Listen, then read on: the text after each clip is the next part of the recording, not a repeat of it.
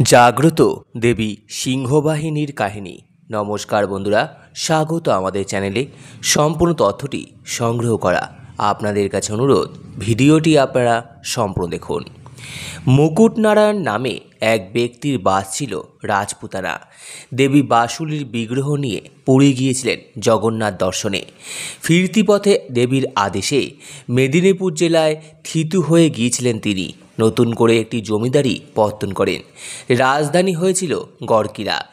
গড়খাই দিয়ে ঘিরে কেল্লার মতো সুরক্ষিত প্রাসাদ নির্মাণ করেছিলেন মুকুটনারায়ণ। তা থেকেই গড়কিলা নামটি হয়েছিল জনপদটির। গড়কিলার তিনটি দিকে তিনটি গ্রাম, সত্যপুর, গোপকাথি আর পাইকপাড়ি। সত্যপুর নাম হয়েছিল সত্যেশ্বর নামে শিবের অবস্থান থেকে। মুকুটনারায়ণই প্রতিষ্ঠা করেছিলেন শিবের মন্দিরটি।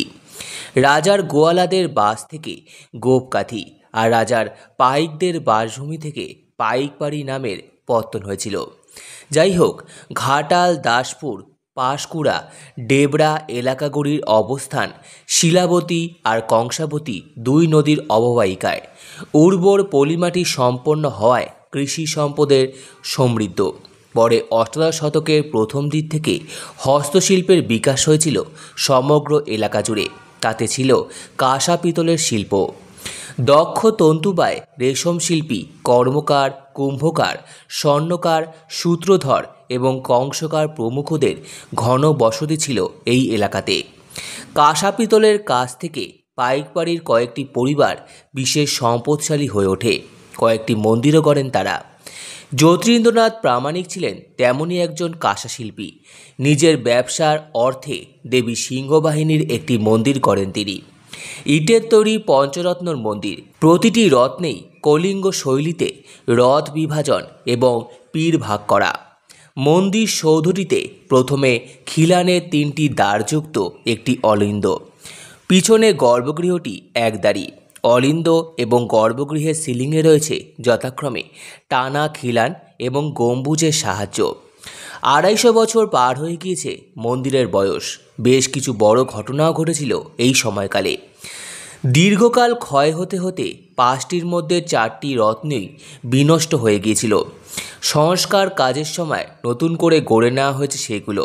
তবে অপটু হাতের কাজ, তার ছাপ ফুটে আছে মন্দিরের সর্বাঙ্গ জুড়ে। টেরাকোটা ফলকের বেশ কিছু নষ্ট হয়ে গিয়েছিল। বাঁকুড়ার পাঁচমুড়া থেকে নতুন ফলক এনে বসানো হয়। অষ্টধাতুতে গড়া দেবীর মূল্যবান মূর্তিটি চুরি হয়ে যায় মন্দির প্রতিষ্ঠার কিছুকালের মধ্যেই। সেই সংকটের সময় দেবী স্বয়ং পুরোহিতকে স্বপ্নাদেশ দিয়ে বলেছিলেন শূন্য সিংহাসনটিকেই পুজো করে যেতে। সেই মতো দীর্ঘ 200 বছরেরও বেশি সময় ধরে শূন্য সিংহাসনেই পুজো হয়ে আসছে মন্দিরে। এমন নিদর্শন বোধহয় আর কোথাও নেই। কিন্তু ভক্তদের আনাগোনার কমতি নেই কোনো। তবে সংস্কার কাজের সময় মন্দিরে অষ্টভুজা দুর্গার একটি মূর্তি স্থাপিত হয়েছে। যতীন্দ্রনাথ নিঃসন্তান ছিলেন। শেষ বয়সে দেশান্তরী হয়ে যান তিনি।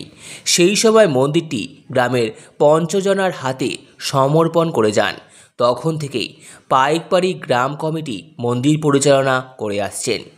এই মন্দিরের দুর্গাপুজোর খ্যাতি রয়েছে। হাজার হাজার চাল কুমড়ো বলি দেওয়া হয় সেই সময়।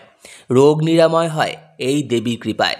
এই বিশ্বাসে উত্তরবঙ্গ, ঝাড়খণ্ড থেকে বহু ভক্ত এসে পুজোয় সামিল হন।